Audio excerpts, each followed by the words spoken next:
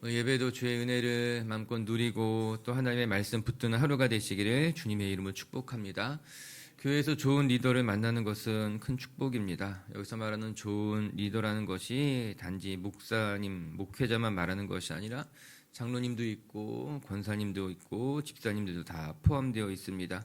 교회 안에서 믿음의 본이 되는 사람, 성품적으로 닮아가고 싶은 사람들이 계시면 그것 참 우리의 신앙생활에 유익하고 더 나아가서 큰 복이 될 것이에요. 여러분 마음속에 내가 존경하는 리더가 있고 내가 성품적으로나 여러 면의 본이 되는 리더가 있다면 그들 곁에 함께 하시고 또 같이 기도하시면서 닮아가시고 배워가시기를 주님의 이름으로 축복합니다.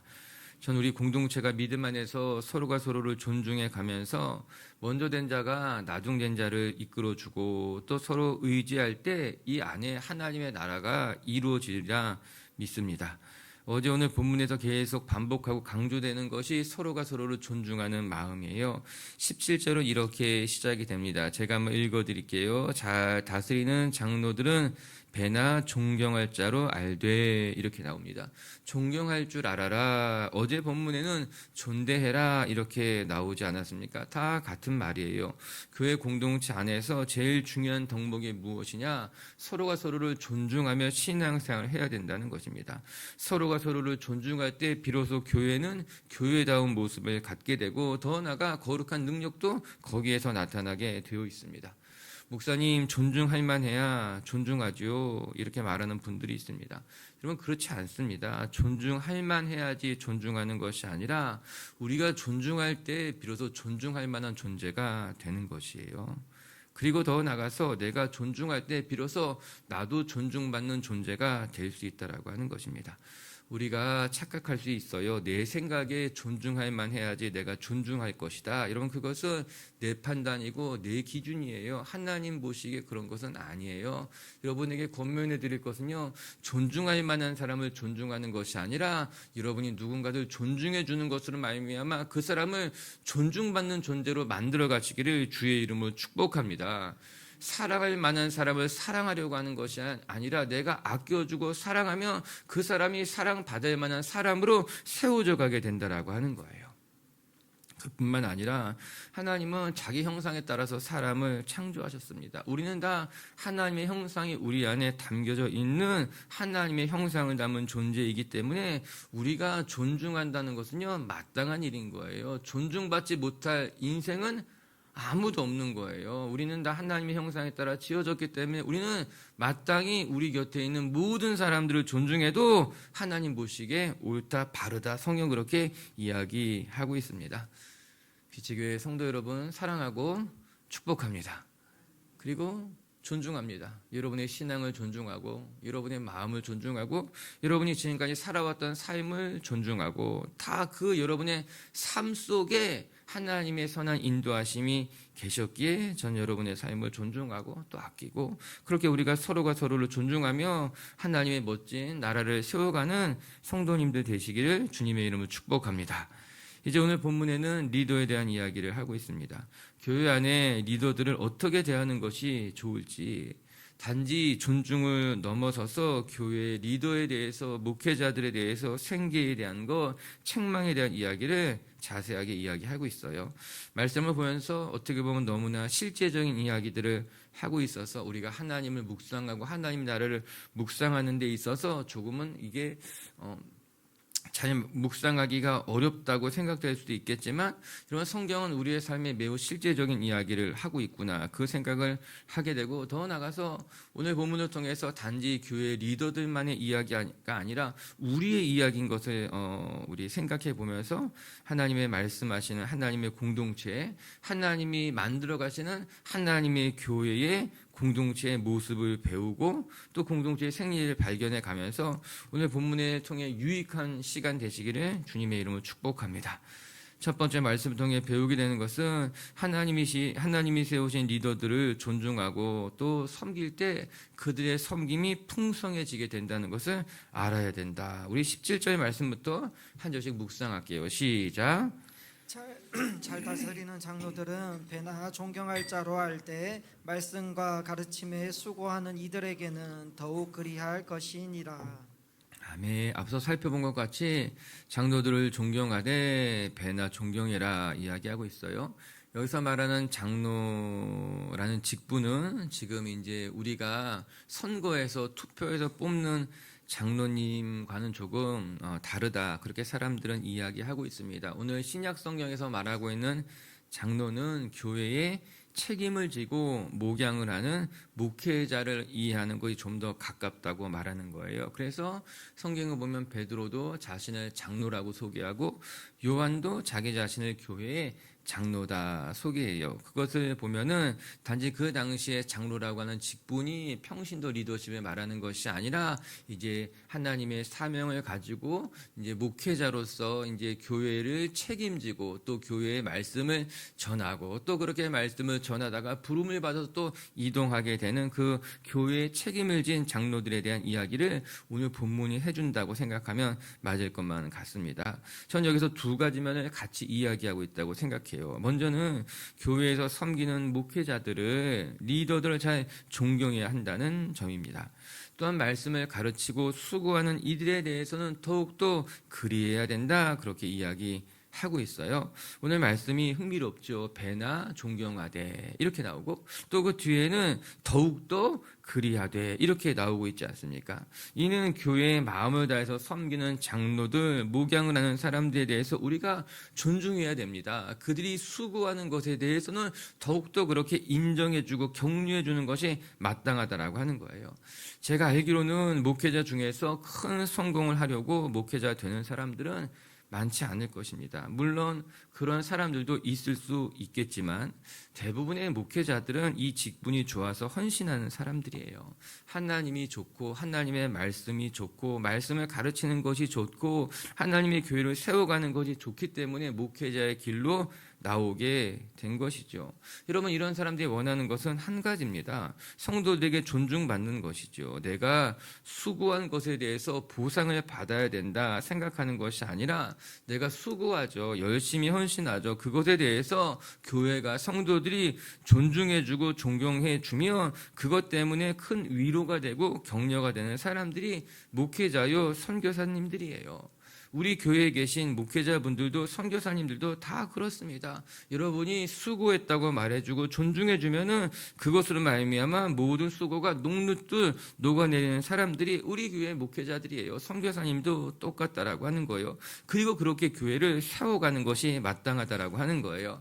전 교회에서 수고하는 목회자들을 향해서 목회자들뿐만 아니라 교회에서 수고하는 모든 봉사하는 사람들을 향해서 여러분의 격려, 여러분의 축복, 여러분의 존중과 존경을 아끼지 말고 존중해 주시기를 주의 이름으로 축복합니다.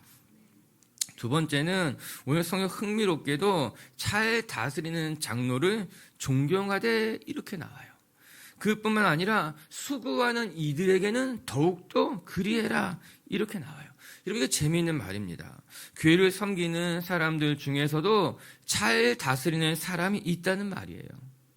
그 말을 뒤집어 말하면 잘 다스리지 못하는 사람들도 있다는 말이에요. 문제를 일으키고 사람을 괴롭게 하고 힘들게 하는 그런 사람들이 있는 반면에 또 가만히 들여다보게 되면은 성실하게 헌신적으로 수고하는 잘 다스리는 장로가 있으니 그는 존경해야 된다라고 하는 거예요. 그냥 목회하는 것이 아니라 오늘 말씀처럼 수고하는 자들에게는 더욱더 그리해야 할 것이니 또 이렇게 나와요. 수고하는 사람들이 있다는 거예요. 그냥 섬기는 사람이 아니라 특별히 수고하는 사람들이 있다. 그런 사람들에 대해서는 잘 존경해라, 더욱더 그리해라 이야기하고 있는 것 아니겠습니까? 잘 다스리면 존경하지 말래도 존경이 절로 나옵니다. 그래서 리더들이 잘해야 됩니다. 목회자가 잘해야만 하는 것이에요. 여러분 잘하면요, 열심히 하면요 존경이 절로 나옵니다. 수고도 마찬가지예요. 존경하고 싶지 않아도 존경하고 싶은 마음이 나온다라고 하는 거예요. 그래서 저는 말씀을 보면서 목회자들이 헌신하고 교회의 리더들이 수고하면 문제가 없겠구나 그 생각을 하게 되는 거죠. 잘 다스리는 자는 존경하되 수고하는 자에게는 더욱더 그리할 것이니. 그래서 오늘 말씀 보면서 그 생각해 보게 되는 거예요. 성도들은 목회자들을 존경하고 더욱더 수고했다고 말해주고, 목회자들은 교회에서 봉사하는 사람들은 잘 다스리고 수고하는 것으로 말미암아 하나님 앞에 영광을 돌리게 된다면, 거기에 하나님의 은혜가 있고 하나님이 기뻐하시는 공동체가 되겠구나 하게 되는 것이에요. 누가 먼저 해야 하나? 그런 것 없습니다. 닭이 먼저일까요? 달걀이 먼저일까요? 존중할 만 해야지 존중하는 것일까요? 존중해 주면은 존중받을 만한 사람이 되는 것일까요? 쓸데없는 이야기예요. 그거 따지는 순간 다 같이 망하는 거예요. 존경을 먼저 하면 되는 거예요. 아니, 내가 먼저 수고하면 되는 거예요. 목회자는 열심히 헌신하고 수고하고 성도들은 존중해주고 존경하게 된다면 그 안에 주의 은혜가 있고 온전하게 될 줄로 믿습니다. 제가 파트 교육자 할 때는 몰랐어요. 제가 전도사 할 때도 몰랐어요. 그리고 목회자가 돼서 조금 이렇게 경륜이라고까지 말하기에는 그렇고, 그래도 아무튼 이제 좀 시간이 지나 보니까 한 명의 목회자가 목회자다워지기 위해서 얼마나 많은 성도님들이 참아주고 인내해주고 격려해주는가, 그걸 알게 됐어요. 여러분, 이제 신학교 졸업한 사람이 하면 얼마나 잘하겠습니까? 이제 파트 전도사님들이 잘하면 얼마나 잘하겠습니까? 설교 들어주는 거죠. 그냥 하나님의 말씀이니까 내가 듣는 거죠. 저거 나쁘다고 생각하지 않습니다. 또 교육자들 설교 못했다고 책망하지 않습니다. 그렇게 우리는 성장해 가는 거예요. 신학교에서 말씀을 배우고 부족하지만 열심히 준비해서 설교하고, 또 그것이 좀 부족하고 어느래도 성도들은 잘 들어주고 격려해주고, 그러면서 좋은 목회자가 만들어지고, 그 목회자는 또 교회 현장에서 멋지고 아름답게 하나님의 나라를 전하고, 그럼으로 알미암아 또 성도들이 성장해 가게 되고, 이것이 아름답게 교회 안에서 만들어지게 되는 건 줄로 믿습니다. 우리 18절 말씀도 한번 같이 읽어볼게요. 시작. 성경에 일렀으되 곡식을 밟아 떠오는 소의 입에 망을 씌우지 말라 하였고, 또 그 일꾼이 그 싹을 받는 것이 마땅하다 하였느니라. 아멘. 중요한 것 같아요. 근데 또 목회자가 이런 말 하는 게 또 쉬운 말은 아니겠지만, 소에게 잘 먹이고 일을 시켜야죠. 교육자에게 그렇게 말하면 신뢰가 될 수 있습니다.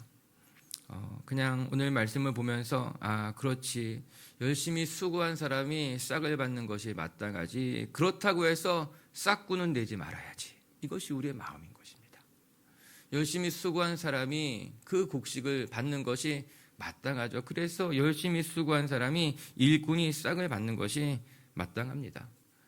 그러나 우리는 싹꾼으로서 사는 것이 아님을 기억해야만 하는 것이죠. 이렇게 그냥 저는 생각하고 우리 교회를 그렇게 만들어가고 싶어요. 목회자들이 걱정 없이 사역할 수 있게 성도님들이 돌보시면 되는 것입니다. 그러면 목회자들은 걱정 없이 열심히 사역하게 되고, 우리 교회가 개척한 교회니까 이런 이야기 제가 그래도 할 수 있는 편이에요. 개척할 때부터 이제 우리 그렇게 해왔기 때문에, 또 많은 목회자들이 개척하면 저에게 물어봐요. 목사님, 제가 사례를 언제부터 받으면 돼요? 개척한 교회에서 목사님, 제가 사례를 언제부터 받으면 돼요? 얼마나 받으면 돼요? 저에게 물어봐요. 그럼 제가 이렇게 대답해줘. 이렇게 사례를 받아. 이제부터는 사례를 받아야 돼. 그게 교회가 건강해지는 거야. 사례를 안 받는 것이 교회에게 덕이 되는 것이 아니야. 교회가 건강해지려면 사례를 받아. 사례 받을 땐 이런 기준으로 하는 것도 좋아. 상의도 하고 이야기도 하고. 그것이 교회가 건강하게 함께 세워져 가는 모습일 거예요. 우리 교회는 좋은 교회예요. 할렐루야. 걱정 없이 사역할 수 있어서 감사하고 좋습니다. 오늘도 우리가 서로가 서로를 존중하고 또 격려하면서 멋지게 하나님 나라를 같이 꿈꾸고 만들어가는 교회가 되시기를 주님의 이름으로 축복합니다. 두 번째는 리더를 세우고 책망하는 데 있어서 신중해야 될 것을 당부하고 있습니다. 그런데 이것은 리더에 대한 이야기뿐만이 아니라 교회 안에서 누군가를 책망할 때 우리는 신중해야 될 것이다. 오늘 본문은 이렇게 이야기하고 있어요. 19절과 20절을 같이 보겠습니다. 시작. 장로에 대한 고발은 두세 증인이 없으면 받지 말 것이요. 범죄한 자들을 모든 사람 앞에서 꾸짖어 나머지 사람들로 두려워하게 하라.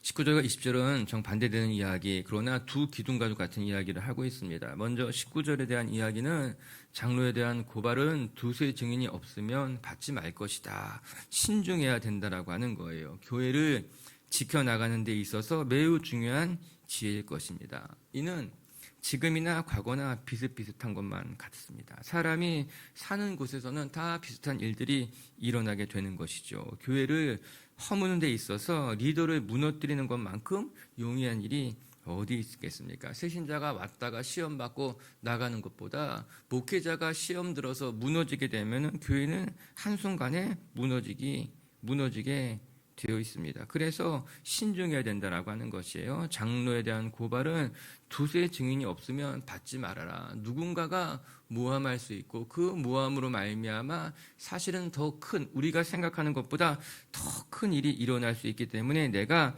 신중해야 된다. 그렇게 이야기하고 있는 말씀인 것이에요. 오늘도 이 신중함, 우리가 뒤에 잠시 한번 살펴보겠지만 신중함은 더 필요한 거예요. 그리고 더불어서 20절에는 무슨 말을 하고 있는가? 그런데 범죄한 것이 드러나게 됐을 때는, 그 사람이 잘못한 것이 있을 때는 그 사람을 꾸짖어서 다른 사람들 앞에서 다른 사람들이 두려워하게 해라. 이렇게 이야기하고 있는 거죠. 우리가 누군가를 책망할 때 얼마나 신중해야 되는가를 이야기하고, 그러나 책망이 사라진 교회가 아니라 언제나 책망할 것은 책망하고 징계할 것은 징계하는 것으로 말미암아 공동체가 건강하게 세워져 갈 수 있도록 내가 감당해야 된다라고 하는 것입니다. 우리가 알듯이 이 디모데 전후서는 바울의 목회 서신이에요. 젊은 디모데가 어떻게 교회를 이끌어가야 하는지에 대해서 바울이 가르쳐주는 의견이죠. 바울이 가르쳐주는 지혜고 교훈이라고 하는 거예요. 우리가 누군가 리더를 책망할 때는 한 사람의 말로 책망해서는 안 돼. 교회 리더십을 혼낼 때는 한 사람의 말만 듣고 하는 것이 아니라 따져보라라고 하는 거예요. 생각해보라. 신중할 수 있는 것이 필요하다고 이야기하고 있는 거예요. 때로는 제가 조용할 때가 있습니다. 이런저런 이야기를 많이 들어도 제가 조용할 때가 있어요. 그냥 아무 말 하지 않고 그것에 반응하지 않을 때가 있어요. 왠지 아세요? 내가 경솔하지 말아야 되겠다. 내가 누군가의 말에 쉽게 반응하면 안 되겠다. 그래서 내가 움직이지 않을 때가 있어요. 그럼 여러분들 생각하시면 되는 거예요. 목사님이 지금 자중하고 계시는구나, 생각하고 계시는구나, 무엇인가 기도 중에 계시구나. 오늘 성경이 이야기하고 있는 거죠. 우리가 누군가를 책망할 때는 신중해야 될 것이다. 우리 21절 한 절만 더 읽어볼까요? 그러면 시작. 하나님과 그리스도 예수와 택하심을 받은 천사들 앞에서 내가 엄히 명하노니 너는 편견이 없이 이것들을 지켜 아무 일도 불공평하게 하지 말며, 이렇게 이야기해요. 22절까지 다 읽고 같이 봅시다. 시작. 아무에게나 경솔히 안수하지 말고 사람의 죄에 간섭하지 말며 자신을 지켜 정결하게 하라. 여러분, 오늘 말씀이 계속해서 반복되는 단어들이 무엇이에요?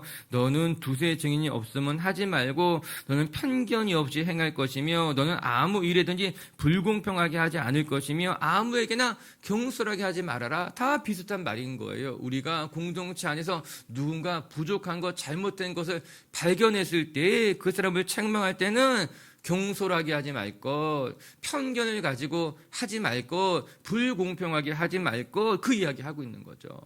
교회 안에는 다 사람들마다 의견이 다르기 때문에, 자기 입장이 다르기 때문에 편견이 있을 수밖에 없어요. 그게 교회예요. 세상은 그렇지 않습니다. 왠지 아세요? 세상은 동질 집단이 모이는 곳이기 때문인 거예요. 정치적으로 같은 편향성인 사람들이 모이는 거예요. 재정적으로 같은 부류의 사람들이 모이는 거예요. 지역적으로 같은 지역에 있는 사람들이 모이기 때문에 그들만의 동질 집단이 다툼이 없어요. 그냥 문제가 많지 않아요. 그러나 교회는요, 지역이 다 다릅니다. 교회는요, 사는 것도 다 다릅니다. 교회는요, 정치적인 성향도 다 다를 수밖에 없어요. 이런 사람들이 모여있는 공동체 안에서는 우리는 더욱더 편견이 없이 경솔하지 않게 신중하게 책망하는 것이 마땅하다, 그 이야기 하고 있는 것 아니겠습니까? 더군다나 누군가 리더를 책망하는 일에 있어서는 경솔하지 않게 해야 됩니다. 이야기하고 있는 거예요. 그러면서도 오늘 바울은 그러나 범죄한 것이 드러났을 때는, 잘못한 것이 드러났을 때는 단호하게 책망하는 것으로 말미암아 교회가 책망이 없는 교회, 그냥 모든 것이 좋은 것이 좋지 그렇게 말하는 교회가 아니라 교회가 교회다움을 잃지 않는 것까지도 필요하다, 그렇게 이야기하고 있는 것 아니겠습니까?